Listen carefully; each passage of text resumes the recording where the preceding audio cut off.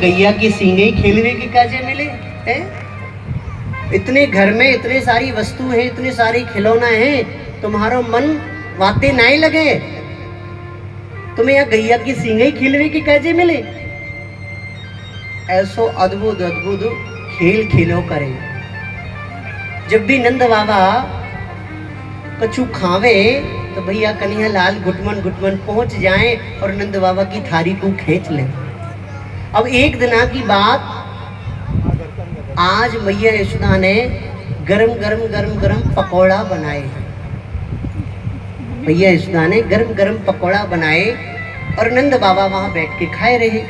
तरह तरह के पकौड़ा बनाए हैं, गोभी के हैं, आलू के हैं और काय काय प्रकार के, आप मुझसे ज़्यादा जानते हो।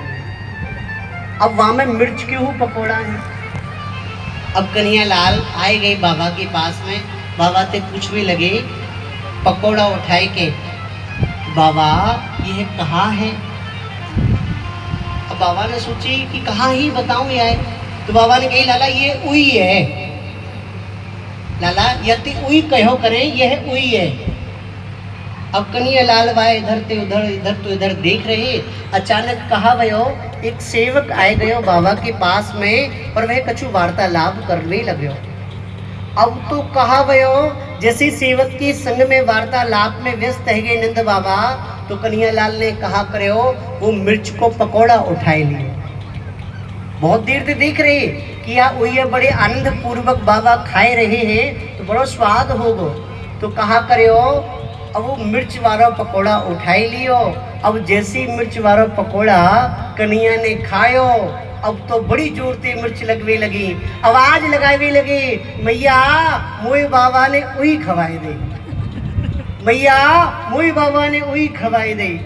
अब तो भैया बड़ा जोर से विलाप करने लगे। मैया दौड़ी दौड़ी आई तो मैया ने देखी कि हाथ में मिर्च को पकौड़ा लग रहे हो है।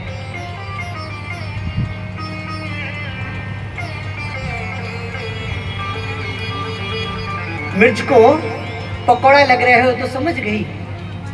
तब तो भैया मैया यशोदा ने अपनी गोद में लिए हैं कन्हैया को और कन्हैया के मुखार विंद में शहद को लेप करो है, मधु को लेप करो और पूछने लगी लाला अब तो को कैसो लग रहे हो है। कन्हैया कह रहे हैं कि मैया अब कछु कछु ने ठीक लग रहे हो, अब कछु कछु ने ठीक लग रहे हो, नहीं तो बाबा ने आज तो वो वही खवाए दे। ऐसे अटपटे से हमारे कन्हैया लाल की ऐसी अटपटी सी लीलाएं ब्रजमंडल की हैं। और भैया यह ऐसी अद्भुत अद्भुत लीलाएं हैं कि इनको जितना कहा जाए ना, जितना गाया जाए उतना ही आनंद आता है। परंतु भैया यहाँ कन्हैया लाल थोड़े से और बड़े हुए हैं। आज कन्हैया लाल ने ब्रजमंडल में अपने सखाओं के साथ में धीरे धीरे खेलने लगे हैं, बड़े हो गए हैं और एक कमेटी का गठन किया है अपने समस्त सखाओं के साथ मिलकर। कैसी कमेटी जी? उनकी कमेटी का नाम पता है क्या है? बाल गोपाल चोर प्रचार मंडल। यह कन्हैया लाल की टीम का नाम है, बाल गोपाल चोर प्रचार मंडल है।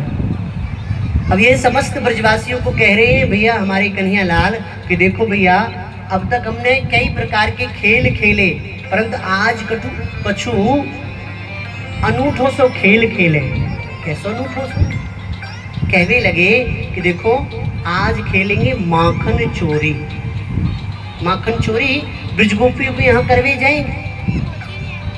देखो जी ध्यान से श्रवण करना कि भगवान माखन की चोरी क्यों करते हैं। लीलाएं तो बहुत सारी है, परंतु रहस्य क्या है इस माखन चोरी का? देखिए जी यहाँ दो रहस्य बताए गए हैं माखन चोरी के। ध्यान से श्रवण करना, प्रेम चोरी राधे राधे। माखन चोरी के दो रहस्य बताए हैं जी। पहला रहस्य यह है कि ब्रज में जितना भी माखन मिश्री इत्यादि बचा करता था तो कर के रूप में वह कंस के पास चला जाया करता था। भगवान ने सोचा कि कर के रूप में यह कंस समस्त माखन मिश्री दूध दही को ले लेता है और जिससे खाकर इसके जो राक्षस हैं वह पुष्ट होते हैं। और वह जब राक्षस पुष्ट होंगे तो मैं धर्म की स्थापना कैसे कर पाऊंगा? तो ना तो बचेगा ब्रजमंडल में और ना ही मथुरा पहुंचेगा। तो इसलिए चोरी करना प्रारंभ कर दिया कि इस माखन मिश्री पर मेरे संग के सखाओं का अधिकार है, ये चकाचक खाएं। तब तो भैया पहला रहस्य तो यह है। दूसरा कारण क्या? दूसरा कारण यह है सज्जनों कि जिन ब्रज गोपियों का यह भाव था कि कन्हैया लाल हमारे घर में आकर हमारा माखन खाएं, कन्हैया लाल हमारी गोद में बैठकर हमारा माखन खाएं, तो उन ब्रजगोपियों का मनोरथ, उन ब्रजगोपियों का भाव पूर्ण करने के लिए यहाँ हमारे कन्हैया लाल माखन की चोरी करने के लिए जाते। ब्रजगोपियां साहब बुलाया करती कभी कभी तो कन्हैया लाल को। जब काफी दिन हो जाते, कभी कन्हैया लाल दिखते नहीं, तो ब्रजगोपियां माखन रख कर कन्हैया के लिए कन्हैया को बुलाया करती।